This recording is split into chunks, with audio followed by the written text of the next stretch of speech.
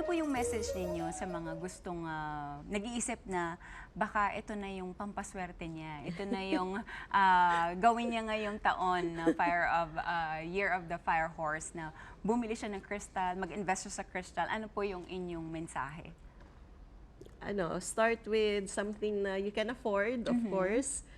Don't go beyond your budget. Kasi naman, it doesn't matter if it's high quality or low quality or middle quality.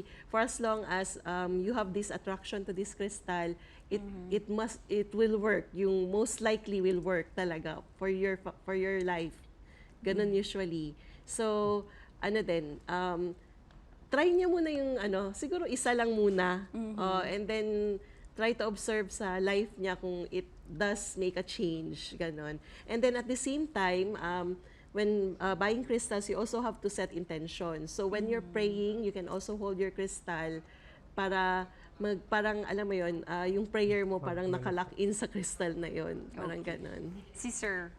Ako naman po, ma'am, yung personal ko na experience, ma'am, is when you buy some crystal, make sure yun, like say na saan ka na-attract. Kasi ang alam ko lang talaga, like kami as men, something dark color. So, mostly it's color black, blue. Yun, start ka talaga yung comfortable ka na color.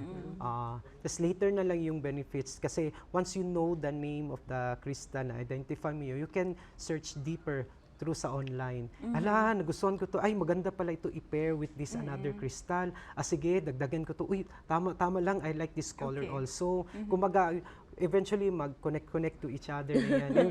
Like ako, very lang talaga ako, straightforward, dark color, yun lang. Eventually, I like mga lighter color na, tapos na naging ko na din, na-pair ko na siya sa ang suot ko, marunong na din ako, with the talaga.